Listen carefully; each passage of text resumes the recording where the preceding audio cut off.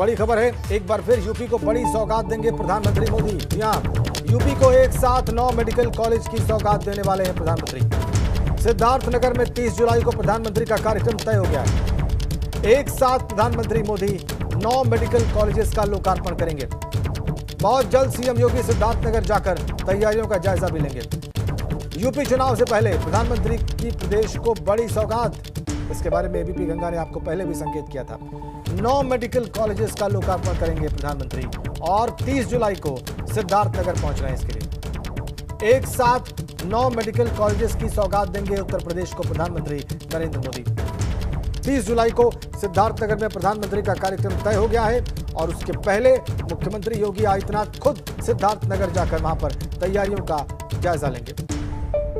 एक और सौगात और बड़ी और महत्वपूर्ण सौगात ये 9 मेडिकल कॉलेजेस उत्तर प्रदेश को मिलने जा रहे हैं, उनका लोकार्पण करने जा रहे हैं प्रधानमंत्री। और ये उत्तर प्रदेश में एक बड़ा बदलाव होगा। 9 मेडिकल कॉलेजेस का फंक्शनल होना उन जगहों पर और आसपास के क्षेत्रों के लोगों के लिए बहुत बड़ी राहत की बात है। स्वास्थ्य व्यवस्थाओं का हाल हमने उत्तर प्रदेश में देखा है, लेकिन अगर इसमें 9 मेडिकल कॉलेजेस जुड़ते हैं फंक्शनल स्थिति में, ऑपरेशनल स्थिति में, तो ये बहुत बड़ा राहत का काम होगा उस क्षेत्र के लोगों के लिए। तो प्रधानमंत्री 30 जुलाई को सिद्धार्थनगर पहुंच रहे हैं इन्हीं मेडिकल कॉलेजेस की सौगात देने। 9 मेडिकल कॉलेजेस का लोकार्पण करेंगे। सिद्धार्थनगर में कार्यक्रम होगा और इसकी तैयारियों के लिए मुख्यमंत्री योगी आदित्यनाथ खुद सिद्धार्थनगर जाएंगे। बहुत जल्द वहां पर जाकर वो तैयारियों का जायजा लेंगे। तो एक बार फिर इसी महीने में फिर से उत्तर प्रदेश आएंगे प्रधानमंत्री नरेंद्र मोदी। 30 जुलाई का कार्यक्रम तय सिद्धार्थनगर। अविनाश तिवारी हमारे साथ जुड़ गए फोन लाइन पर। अविनाश, क्या जानकारी मिल रही है आपको प्रधानमंत्री के कार्यक्रम के बारे में? देखिए, अगर बात करें तो प्रधानमंत्री नरेंद्र मोदी का कार्यक्रम तय हो चुका है उत्तर प्रदेश में। अब वो एक बार फिर से दूसरी बार जाएंगे। उनका चुनावी दौरा भी एक प्रकार से कहा जाए तो शुरुआत हो गई है। काशी दौरा से उनकी शुरुआत हो चुकी थी और अब वो सिद्धार्थनगर जा रहे हैं।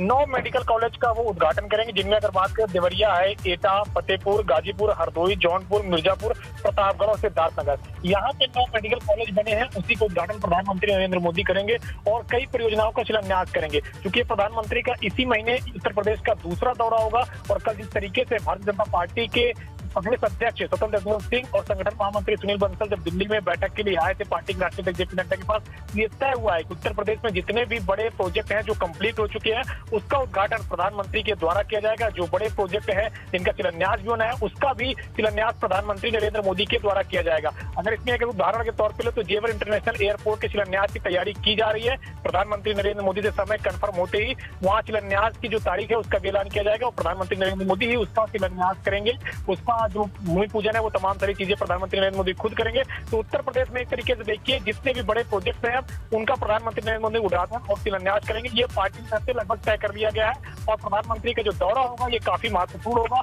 न सिर्फ 9 मेडिकल कॉलेज का उद्घाटन होगा बल्कि और भी कई सारी परियोजनाओं का वो वहां पे लोकार्पण करेंगे। बहुत बहुत धन्यवाद आपका अविनाश, बड़ी अपडेट आपने हमारे दर्शकों को दी है। एबीपी गंगा अपने दर्शकों को दे रहा है। 30 जुलाई को प्रधानमंत्री नरेंद्र मोदी एक बार फिर से उत्तर प्रदेश आ रहे हैं। सिद्धार्थनगर रहेंगे वो और वहां से वो 9 मेडिकल कॉलेजेस का लोकार्पण करेंगे प्रदेश की जनता को। ये तय हुआ है कि जितने भी बड़े प्रोजेक्ट्स हैं उनका लोकार्पण और शिलान्यास दोनों अब आने वाले दिनों में प्रधानमंत्री ही करेंगे। अगली खबर लखनऊ से है। पूर्व मुख्यमंत्री कल्याण सिंह से मिले हैं रक्षा मंत्री राजनाथ सिंह। बीमार कल्याण सिंह को लखनऊ के एसजीपीजीआई अस्पताल में भर्ती किया गया है और उनको लाइफ सपोर्ट सिस्टम पर रखा गया है। उनकी हालत अस्थिर बताई जा रही है। कार्डियोलॉजी, न्यूरोलॉजी और नेफ्रोलॉजी के स्पेशलिस्ट डॉक्टर्स की टीम उन पर निगाह रखे हुए हैं और उनसे मिलने के लिए अस्पताल पहुंचे, एसजीपीजीआई पहुंचे खुद रक्षा मंत्री राजनाथ सिंह, जो लखनऊ में ही है। तस्वीरें आप देख लीजिए।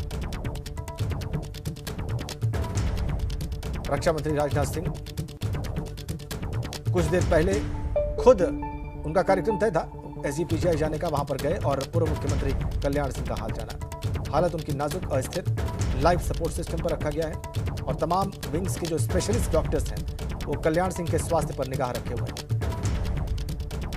हालत उनकी नाजुक और अस्थिर बताई जा रही है। कार्डियोलॉजी, न्यूरोलॉजी और नेफ्रोलॉजी के डॉक्टर्स की टीम उन पर निगाह रखे हुए है। तस्वीरें आप देख रहे हैं। अनुभव शुक्ला हमारे सहयोगी फोन लाइन पर जुड़ गए। अनुभव, कब पहुंचे राजनाथ सिंह, कितना समय दिया उन्होंने और किस तरीके से हाल जाना पूर्व मुख्यमंत्री का?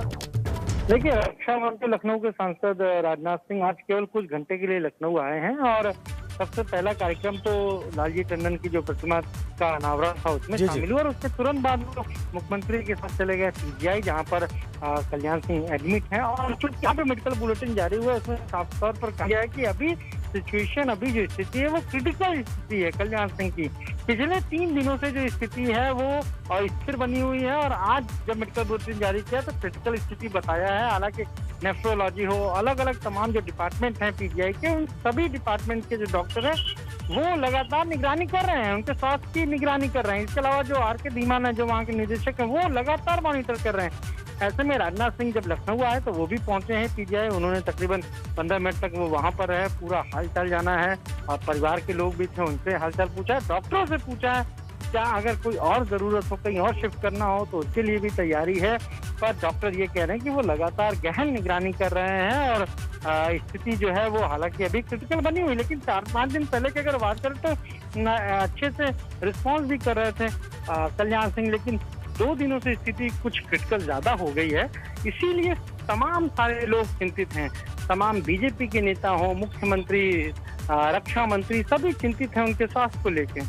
बहुत धन्यवाद आपका अनुभव। बिल्कुल सभी चिंतित हैं और इसके लिए हमने देखा भी, प्रधानमंत्री ने भेजा राष्ट्रीय अध्यक्ष को, जेपी नड्डा खुद आए, उनके साथ मुख्यमंत्री, दोनों उप मुख्यमंत्री उनका हाल लेने गए और अब रक्षा मंत्री राजनाथ सिंह उनका हाल लेने पहुंचे आज।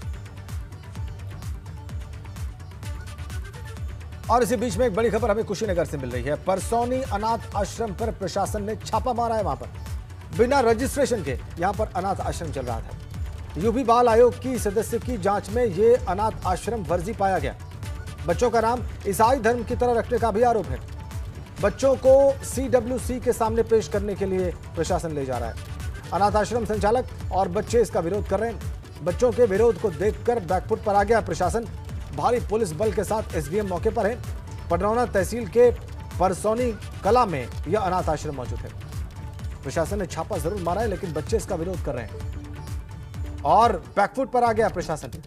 प्रशासन का कहना है कि अनाथ आश्रम फर्जी है, इसीलिए रेड डाली गई है। बिना रजिस्ट्रेशन के अनाथ आश्रम चल रहा है, लेकिन वहां पर जो बच्चे हैं वो इसका प्रचंड विरोध कर रहे हैं। यूपी बाल आयोग की सदस्य की जांच में यह अनाथ आश्रम फर्जी पाया गया था और यही प्रशासन की रेड का आधार भी है। बच्चों का नाम ईसाई धर्म की तरह रखने का भी आरोप लग रहा है इस अनाथ आश्रम के लोगों पर, इसके प्रबंधन पर। बच्चों को CWC के सामने पेश करने के लिए प्रशासन ले जा रहा है, लेकिन बच्चों ने विरोध किया इसका। बड़ी खबर, बड़ा अपडेट कुशीनगर से। परसौनी अनाथ आश्रम पर प्रशासन ने छापा मारा है। आरोप यह कि बिना रजिस्ट्रेशन के यह अनाथ आश्रम चल रहा था, इसीलिए छापा मारा गया। फोन लाइन पर हमारे संवाददाता अखिलेश तिवारी हैं। अखिलेश, सच्चाई क्या है? किस सदस्य के द्वारा यह अनाथ आश्रम फर्जी पाया गया? प्रशासन के कौन से अधिकारी वहां पर पहुंचे? कितने बच्चों को ले जाया जा रहा है और किस तरीके से वो लोग विरोध कर रहे हैं?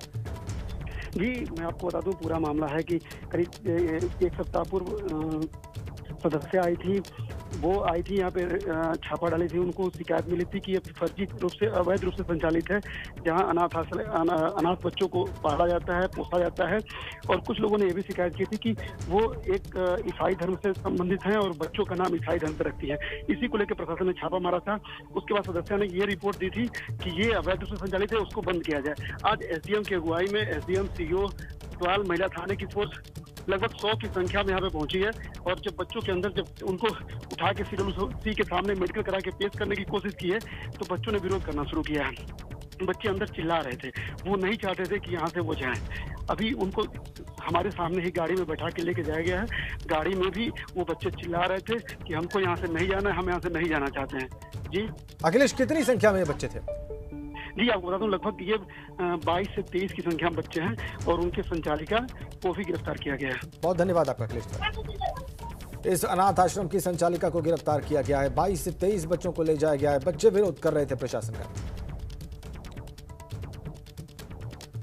चलिए आगे बढ़ते हैं। उन्नाव के दौरे पर सपा अध्यक्ष अखिलेश यादव। जी हाँ, अखिलेश ने पूर्व मंत्री मनोहर लाल की मूर्ति का अनावरण किया है। मनोहर लाल इंटर कॉलेज में इस कार्यक्रम का आयोजन हुआ। थोड़ी देर में कार्यकर्ताओं के साथ भी बैठक करेंगे अखिलेश यादव। उन्नाव में कार्यकर्ताओं ने अखिलेश का भव्य स्वागत किया है, बल्कि ट्वीट करके उन्होंने स्वागत की तस्वीरों को शेयर भी किया ट्विटर पे। उन्नाव के दौरे पर है सपा अध्यक्ष अखिलेश यादव। पूर्व मंत्री और मल्लाह समुदाय के अवध के बड़े नेता रहे मनोहर लाल की प्रतिमा का उन्होंने अनावरण किया। और इस बीच में देखिए कैसे कोविड प्रोटोकॉल्स का उल्लंघन करते हुए पूरे जोश में समाजवादी पार्टी के कार्यकर्ताओं ने उनका भव्य स्वागत किया। आशीष गौड़ हमारे संवाददाता उन्नाव से फोन लाइन पर है। आशीष, जो कार्यक्रम हुआ है उसके बारे में विस्तार से दर्शकों को बताएं। जी, आपको बता दें कि आज मनोहर लाल जी की मूर्ति का अनावरण करने सपा के जो है राष्ट्रीय अध्यक्ष हैं वो अखिलेश यादव जी, वो अपने तय समय से लगभग 3 घंटा देरी से यहाँ पहुंचे हैं, क्योंकि यहाँ पे जनसभा का उनका जो कार्यक्रम था उसको निरस्त कर दिया गया है। इसलिए जो कार्यक्रम स्थल है उस पर मात्र 50 लोगों की परमिशन दी गई है। 85 लोग यहाँ पे मौजूद हैं और अभी इससे कुछ देर पहले ही जो है राष्ट्रीय अध्यक्ष अखिलेश यादव जी ने मनोहर लाल जी की मूर्ति का अनावरण किया। हालांकि इनका जब उन्नाव सीमा में अंदर घुसते हैं उसके बाद जगह कम से कम 20 जगह पर इनका भव्य रूप से स्वागत किया जाता है। काफी तादाद में जो सफाई से वो इनके स्वागत करते हैं और पूरी तरीके से कोविड नियमों का धज्जियां रास्ते में उड़ाई गई हैं। जी, बहुत धन्यवाद आपका आशीष।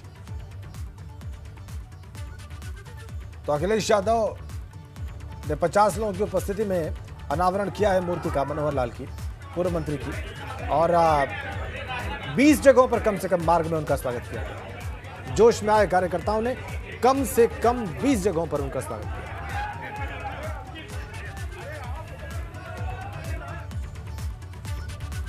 चलिए आगे बढ़ते हैं। लखनऊ के हजरतगंज में बीजेपी के दिग्गज नेता और पूर्व राज्यपाल रहे लालजी टंडन की प्रतिमा का अनावरण किया गया।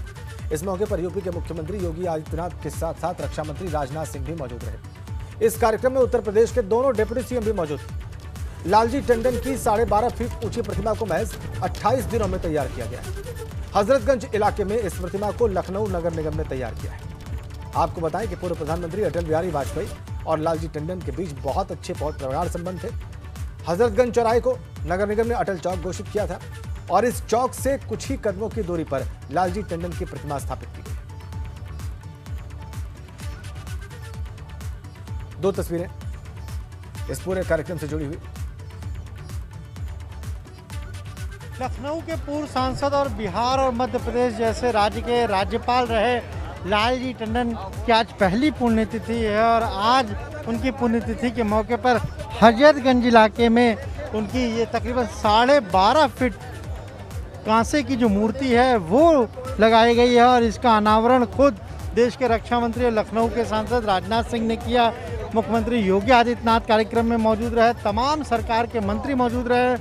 लालजी टंडन के जो बेटे हैं और कैबिनेट मंत्री हैं आशुतोष टंडन वो मौजूद रहे और इस कार्यक्रम में सभी ने कहीं न कहीं लालजी टंडन को याद किया। जिस तरीके से लालजी टंडन का लखनऊ से रिश्ता रहा उसे लेकर मुख्यमंत्री योगी आदित्यनाथ ने कहा कि लालजी टंडन लखनऊ का चलता फिरता एक लाइब्रेरी थे, एक इतिहास थे और लखनऊ के हर गली कूचे से वो वाकिफ थे और कई बार वो पुरानी बातों को बताते थे।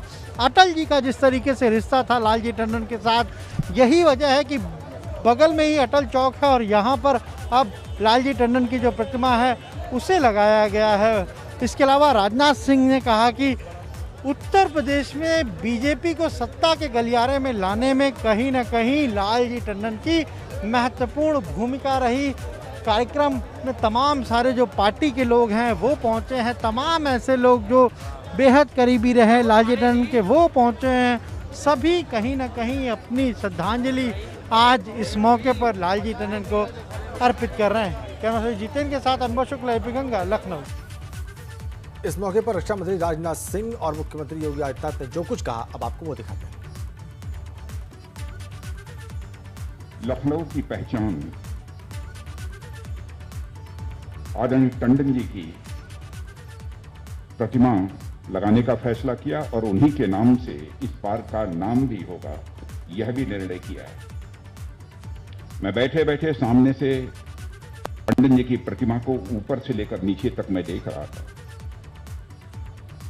मैं इस नतीजे पर पहुंचा कि यदि एक वाक्य में टंडन जी की पहचान के बारे में कुछ कहना है तो हम कह सकते हैं, धोती कुर्ता पहने एक जिंदा दिल इंसान जिसके चेहरे पर बराबर हो मुस्कान, यही है हमारे टंडन जी की पहचान। जब सरदेव टंडन जी की बात होती है तो उन्होंने पार्टी के एक पार्षद से लेकर के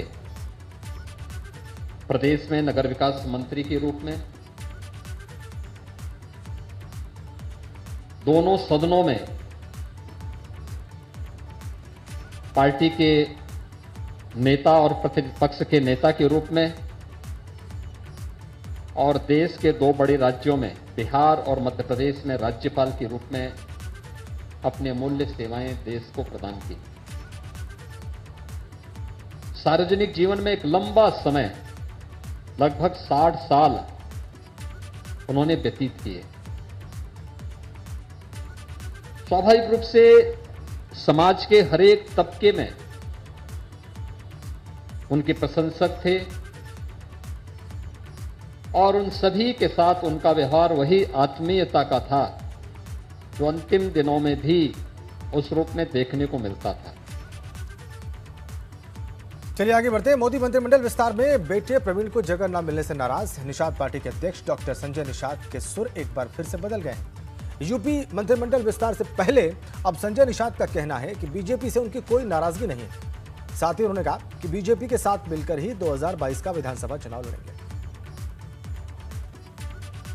केंद्रीय मंत्रिमंडल विस्तार में बेटे प्रवीण को मंत्रिमंडल में जगह नहीं मिलने से नाराज बताए जा रहे डॉक्टर संजय निषाद, जो कि निषाद पार्टी के अध्यक्ष हैं, वो हमारे साथ हैं। डॉक्टर साहब, बताया ये जा रहा है कि अब आपका हृदय परिवर्तन हो गया, अब आप भारतीय जनता पार्टी से नाराज नहीं हैं, जबकि ना तो निषादों को आरक्षण मिला है, ना आपको सत्ता में भागीदारी मिल पाई है, और ना ही जो दूसरी मांगे थे वो पूरी हो पाई हैं।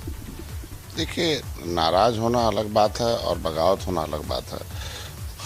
और जब किसी साथ रहते हैं तो कुछ न कुछ मुद्दे पर बातचीत होती है, और नहीं होता है तो कुछ न कुछ तलखी होती है।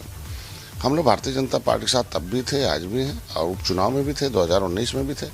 बिना शर्त हम लोगों ने समर्थन दिया। जब बिना शर्त के समर्थन दिया है, क्योंकि जो भी हमारे मुद्दे हैं वो भारतीय जनता पार्टी ने खुद कह रखे। हम राजनीति में नहीं आए तो उससे पहले भारतीय जनता पार्टी ने कह रखा है। तो जब उन्होंने कह रखा है तो इसी को याद दिलाना हमारा धर्म बनता, फर्ज बनता। क्योंकि भारतीय जनता पार्टी एक ऐसी पार्टी जो कहती जरूर करती है कि धारा 370 मंदिर निर्माण किया, तो ये भी कर देगी। चूंकि उत्तराखंड में उन्होंने एक लेटर भेजा है तो समय तो देना पड़ेगा ना। 70 साल हम लोगों ने दूसरे को दिया, 7 साल से मैं राजनीति कर रहा हूँ। भारतीय